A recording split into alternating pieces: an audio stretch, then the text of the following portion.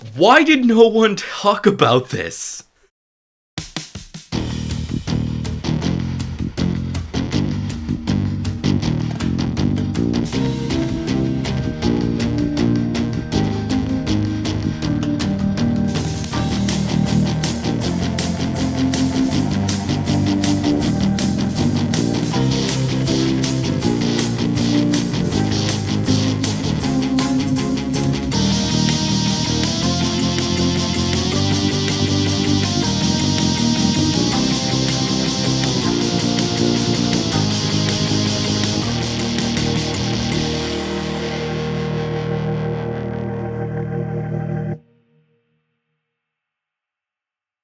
Zidane Danny, Electro Ninja here, and welcome back to Electro Ninja's Lab. Oh my gosh. Yes, today we are going to be talking about Drifting Dragons, which I have just started reading the manga for, as well as watching the anime. But seriously, my first thought when I started watching it, and when I finished reading the first volume, was why is no one talking about this show? I mean, sure, it's in Netflix jail, let's be honest, that's the big issue, because obviously there's going to be people who are going to be seeing it, oh, it's on my anime list, like, a while in advance, and then nobody's actually going to be able to watch it, because, obviously, it's airing in Japan, and Netflix jail is a thing. But the fact that nobody talked about this was rather bizarre to me. Here's the facts. Most fans are not very fond of 3D anime. Basically, any anime that has been done in CGI, very rarely are you going to actually get someone talking about it. Beastars is the exception, and and then on the other end, it's 2016's, or I don't remember exactly if it was actually 2016 or whatever, but Berserk. That's the other one that people talk about. And nobody really talks about anything else. Most 3D animated things are pretty subpar at best. With, honestly, the better option is to read the manga if it has one. But here's the facts. Here's another fact for you. This show feels very similar to Decadence, and I'm pretty sure it predates Decadence, at least in anime-wise, which, keep that in mind. These two shows feel very similar, which, yeah, that's going to cause issues. But on top of the fact, I believe, I could be wrong on exact dates, but I believe that this came out shortly after Beastars aired on Netflix, which, that's another big issue.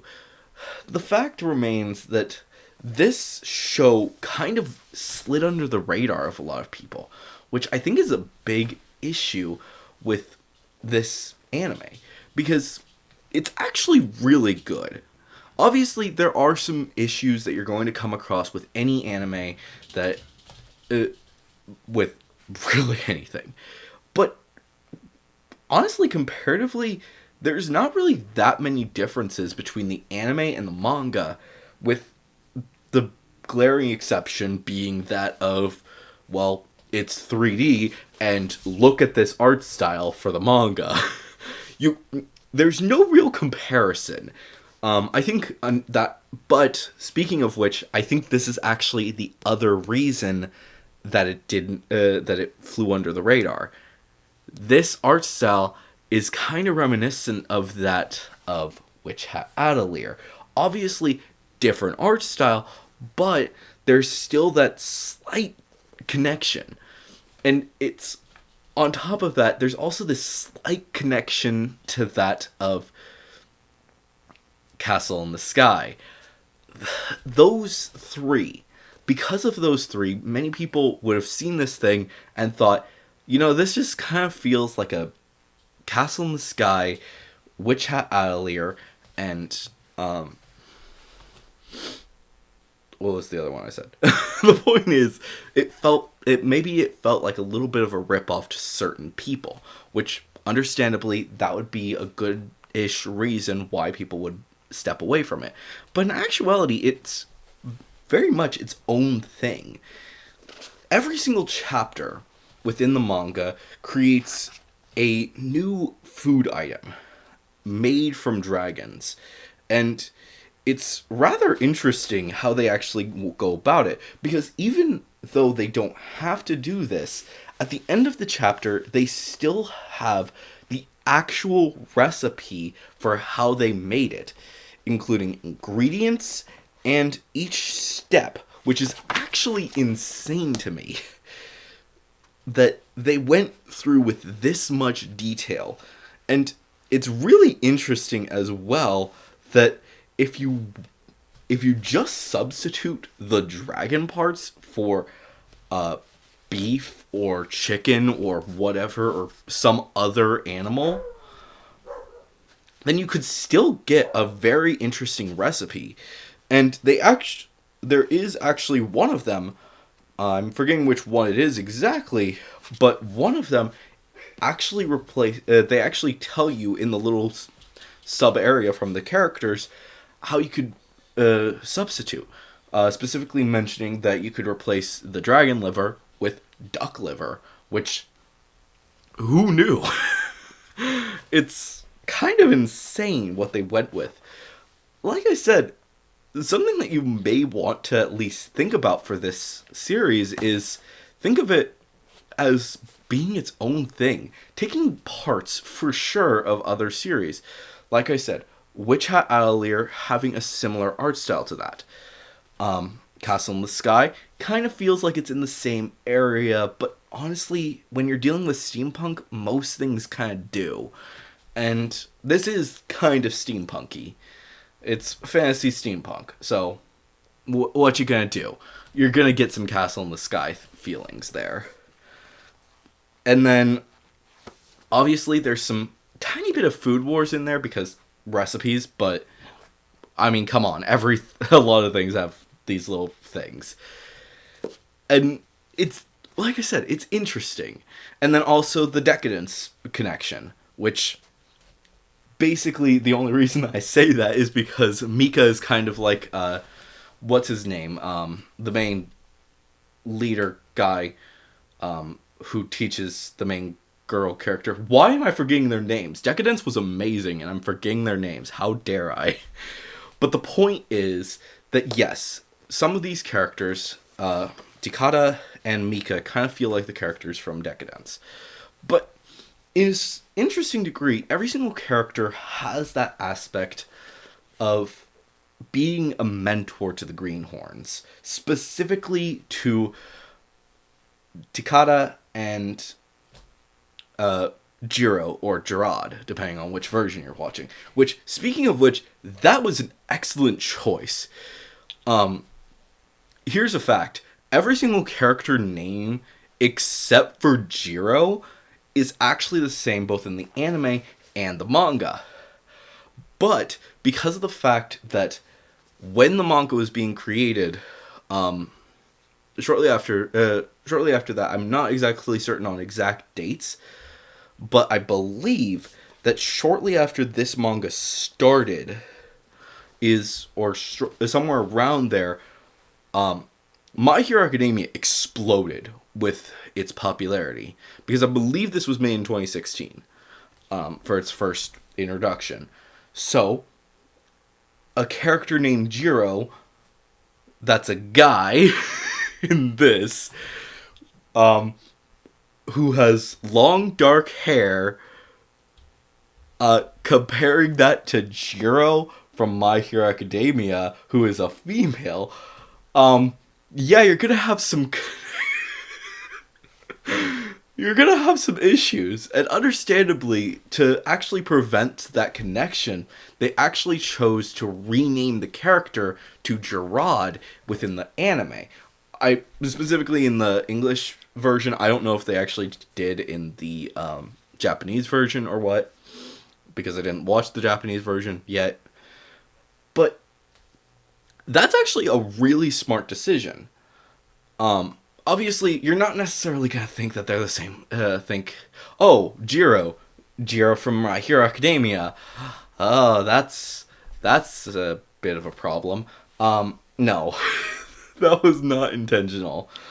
But since My Hero Academia is so famous right now, understandably, when it got animated, they carefully went about changing his name. And he's the only character whose name is different, mind you, which clearly there was a reason for it. I.e., Jiro from My Hero. That rhymed. But it is absolutely really interesting. My only real issue that I currently have with the show is this is the cast. This is a really big group of people that you're going to be dealing with throughout this series. And I don't even know half of their names yet, and I don't think that many people do. Basically, as of right now, I know Mika, Takada, Jiro slash Gerard, Gibbs, who is the captain, and Vanabelle, who is one of the lead female characters. Pretty much everyone else, no idea what their names are, except for the chef, who is apparently Yoshi, which, speaking of which, I don't think that's actually mentioned in the manga at the point where I am. So, they obviously made some changes there, but that's not the point. Oh my gosh. Ugh. Oh no, it is mentioned. I just skimmed over it. But yeah, obviously Yoshi, because I was drawn to that because of the fact that I was like, wait a minute, why did I not recognize that in the manga? But no, it is actually there. I'm just blind. But seriously, it's interesting. And I haven't even mentioned yet what the story is even about. Basically, all this story is it's about a group of people, one of the last groups of people who are hunting dragons in this world. Flying on their airship, hunting dragons, taking them down. One of them happens to be a huge food nut about dragons and is insane. One is new and is trying to and just wants to become a dragon hunter for whatever reason.